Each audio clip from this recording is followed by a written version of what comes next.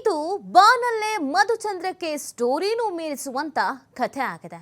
ಅಬ್ಬಬ್ಬಾ, ಏನ್ ಪ್ಲಾನು, ಏನ್ ಕಥೆ, ಏನ್ ಸ್ಕೆಚ್ಚು, ಯಾವ ಸಿನಿಮಾಗೂ ಕೂಡ ಕಮ್ಮಿ ಇಲ್ಲ. ಬಾನಲ್ಲೇ ಮಧುಚಂದ್ರಕ್ಕೆ ಸಿನಿಮಾ ಸ್ಟೋರಿ ನಿಮ್ಗೆಲ್ಲ ನೆನಪಿರ್ಬೋದು. ಆ ಸಿನಿಮಾ ಸ್ಟೋರಿಯನ್ನು ಕೂಡ ಮೀರಿಸುವಂತ ಕಥೆ ಇದು. ಬಾನಲ್ಲೇ ಮಧುಚಂದ್ರಕ್ಕೆ ಮೂವಿಯಲ್ಲೂ ಕೂಡ ಒಂದೇ ಒಂದು ಕ್ಲೂ ಅನ್ನ ಬಿಟ್ಟಿದ್ದ ಹೀರೋ. ಹಂಗೆ ಈ ಸ್ಟೋರಿಯಲ್ಲೂ ಚಿಕ್ಕ ಕ್ಲೂ ಬಿಟ್ಟು ತಗ್ಲಾಕೊಂಡ್ ಬಿಟ್ಟಿದ್ದಾನೆ. ಅಲ್ಲೂ ಹೆಂಡತಿಯನ್ನ ಕೊಂದಿದ್ದ, ಇಲ್ಲೂ ಹೆಂಡತಿಯನ್ನ ಕೊಂದವನೆ. ಎರಡು ಸೇಮ್. ಬಾನಲ್ಲೇ ಕೆರೆ ಅಂಗಳಕ್ಕೆ ಕ್ರೈಮ್ ಕಹಾನಿಯಲ್ಲಿ ಬಿಗ್ ಟ್ವಿಸ್ಟ್ ಸಿಗ್ತಾ ಇದೆ ನೋಡಿ. ಇದು ಸಿನಿಮಾ ಸ್ಟೋರಿಯನ್ನು ಕೂಡ ಮೀರಿಸುವಂಥದ್ದು. ಹೆಂಗೆ ಸಿನಿಮಾದಲ್ಲಿ ನಾಯಕ ಆಕ್ಟಿಂಗ್ ಅನ್ನ ಮಾಡ್ತಾನೋ ಇಲ್ಲೂ ಹಂಗೇ ಮಾಡಿದ್ದ. ಬಟ್ ತಗ್ಲಾಕೊಳ್ಳಲ್ಲ ಅಂತ ಅನ್ಕೊಂಡಿದ್ದ, ತಗ್ಲಾಕೊಂಡಿದ್ದಾನೆ.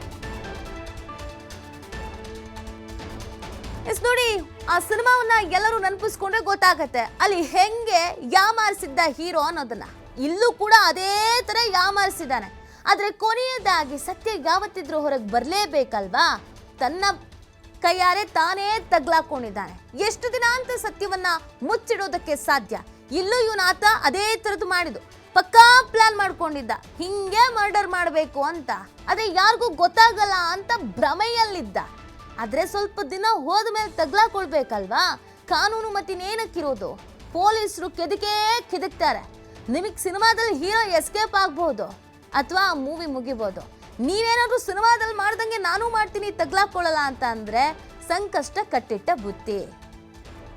ಪೊಲೀಸರು ಕೈ ಹಾಕಿದ್ದು ಬೆಂಗಳೂರು ಮರ್ಡರ್ ಕೇಸ್ಗೆ, ಆದ್ರೆ ತಗ್ಲಾಕೊಂಡಿದ್ದು ಮಾತ್ರ ಇನ್ಯಾವುದೋ ಮರ್ಡರ್ ಕೇಸ್. ನೋಡಿ, ಇಲ್ಲಿ ಆಗಿರೋದೇ ಒಂದು, ಅಲ್ಲಿ ತಗ್ಲಾಕೊಂಡಿದ್ದೆ ಇನ್ನೊಂದು. ಆಕ್ಚುಲಿ ಈ ಸ್ಟೋರಿಯಲ್ಲಿ ಆಗಿದ್ದೇನು ಅಂತ ಗೊತ್ತಾದ್ರೆ ನೀವು ಕೂಡ ಶಾಕ್ ಹಾಕೊಳ್ತೀರ. ಯಾಕೆ ಅಂತಂದ್ರೆ ಒಂದು ವಿಚಾರಣೆಯನ್ನ ಮಾಡ್ತಾ ಇದ್ರು, ಇನ್ನೊಂದು ಸ್ಟೋರಿ ಹೊರಗೆ ಬರುತ್ತೆ. ಶ್ರೀಕಂಠೇಶ್ವರ ನಗರದಲ್ಲಿ ಲೇಡಿ ಡೆತ್ ಆಗಿತ್ತು. ಪ್ರೇಮಲತಾ ಅನ್ನೋ ಲೇಡಿ ಬಾಡಿ ಕಿಟಕಿಯಲ್ಲಿ ನೇತಾಡೋ ಸ್ಥಿತಿಯಲ್ಲಿ ಸಿಕ್ಕಿತ್ತು. ಪೊಲೀಸರಿಗೆ ಗಂಡ ಶಿವಶಂಕರ್ ಮೇಲೆ ಡೌಟೂ ಇತ್ತು. 200 ಸಿಸಿ ಕ್ಯಾಮೆರಾ ನೋಡಿದ ಮೇಲೆ ಗೊತ್ತಾಗಿದ್ದು ಶಿವಶಂಕರ್ ಪಾತ್ರ ಬಹಳ ದೊಡ್ಡದಿದೆ ಇದರಲ್ಲಿ ಅಂತ. ಇವನು ಕೊಟ್ಟ ಇನ್ಫಾರ್ಮೇಶನ್ ಮೇಲೆ ಪೊಲೀಸರಿಂದ ಫ್ರೆಂಡ್ ವಿನಯ್ನನ್ನ ಅರೆಸ್ಟ್ ಮಾಡಲಾಗಿದೆ. ಇಬ್ರು ಸೇರಿ ಪ್ರೇಮಲತಾ ಅವರನ್ನ ಕೊಂದು ಕಿಟಕಿಗೆ ನೇತ್ ಹಾಕಿದ್ರು ಈ ಖದೀಮರ್. ಗೊತ್ತಾಗಲ್ಲ ಅಂತ ಅನ್ಕೊಂಡಿದ್ದ, ಗೊತ್ತಾಗಿದೆ. ಸಿನಿಮಾ ರೀತಿಯಲ್ಲಿ ಈತ ಕೊಲೆ ಮಾಡಿರೋದು. ಮೊದ್ಲಿಗೆ ಫುಲ್ಲು ಡೈಲಾಗ್ ಬಿಡ್ತಿದ್ದ, ಅಯ್ಯೋ ಮರ್ಡರ್ ಆಗಿದ್ದಲ್ಲ ಇದು ಸೂಸೈಡು, ಹಾಗೆ ಹೀಗೆ ಅಂತ. ಇವನು ಓವರ್ ಆಕ್ಟಿಂಗ್ ನೋಡೇ ಪೊಲೀಸರಿಗೆ ಡೌಟ್ ಬಂದಿತ್ತು. ಯಾಕೋ ಎಲ್ಲೋ ಮಿಸ್ ಹೊಡಿತಿದ್ಯಲ್ಲ, ಇವಂದೇ ಏನೋ ಕಿತಾಪತಿ ಇರಬೇಕು ಅಂತ ತನಿಖೆಯನ್ನ ಮಾಡಿದ್ದಾರೆ. ಈತನ ಫ್ರೆಂಡ್ ಹೆಸರನ್ನ ಬಾಯ್ಬಿಟ್ಟಿದ್ದ. ಅವನು ಇನ್ನೊಬ್ಬ ಕಿರಾತಕ. ಅವನಿಗೆ ಪೊಲೀಸರು ಟ್ರೀಟ್ಮೆಂಟ್ ಕೊಟ್ಟ ಮೇಲೆ ಏನಾಗಿದೆ ಅನ್ನೋದನ್ನ ಅವ್ನು ಹೇಳಿದ್ದಾನೆ. ಈತನ ಫ್ರೆಂಡ್ ವಿನಯ್ ಇದಾನಲ್ಲ, ವಿನಯ್ನ ಅರೆಸ್ಟ್ ಮಾಡಿದ್ಮೇಲೆ ಗೊತ್ತಾಗಿದೆ ಇವರಿಬ್ರು ಸೇರಿ ಏನ್ ಡ್ರಾಮಾ ಮಾಡಿದ್ದಾರೆ ಅಂತ. ಇಬ್ರು ಸೇರಿಗೆ ಪ್ರೇಮಲತಾ ಅವರನ್ನ ಕೊಂದು ಕಿಟಕಿಗೆ ನೇತ್ ಹಾಕಿದ್ದಾರೆ ಅನ್ನೋದು ಗೊತ್ತಾಗಿದೆ. ಪೊಲೀಸರಿಗೆ ಮೊದಲ ದಿನವೇ ಡೌಟ್ ಬಂದಿತ್ತು ಇವನ ಓವರ್ ಆಕ್ಟಿಂಗ್ ಅನ್ನ ನೋಡಿ. ಅದೇ ಸಾಕ್ಷಿ ಬೇಕಲ್ಲ, ಹಾಗಾಗಿ ತನಿಖೆಯನ್ನ ನಡೆಸ್ತಾ ಇದ್ರು. ಒಂದು ಕಣ್ಣನ್ನು ಇವನ ಮೇಲೆ ಇಟ್ಟಿದ್ರು. ಬೇರೆ ಯಾವುದೋ ಮರ್ಡರ್ ಕೇಸ್ ವಿಚಾರಣೆ ಮಾಡೋ ಸಂದರ್ಭದಲ್ಲಿ ಈ ವಿಚಾರ ಹೊರಗೆ ಬಂದಿದೆ. ಇವತ್ತು ನೋಡಿ, ಏನು ಗೊತ್ತಿಲ್ಲದ ಥರ ನಾಟಕ ಮಾಡ್ತಾ ಇದ್ದಾನೆ.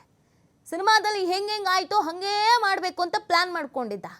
ಪ್ರೇಮಲತನನ್ನ ಅಂದರೆ ಹೆಂಡತಿಯನ್ನ ಇವನೇ ಸಾಯಿಸಿದ್ದು ಇವನು ಫ್ರೆಂಡಿಗೆ ಹೇಳಿ. ಆದರೆ ಅದೊಂದು ಸೂಸೈಡ್ ಅಂತ ಬಿಂಬಿಸಲಾಗಿತ್ತು. ಆಕೆಗೆ ಆತ್ಮಹತ್ಯೆಯನ್ನ ಮಾಡಿಕೊಂಡಿದ್ದಾಳೆ ಅಂತ ಬಿಂಬಿಸುವಂಥ ಕೆಲಸವನ್ನ ಮಾಡಲಾಗಿತ್ತು.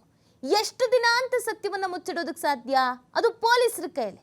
ಹೊರಗೆ ಬರಲೇಬೇಕಲ್ಲ ವಿಚಾರ ಏನು ಅಂತ.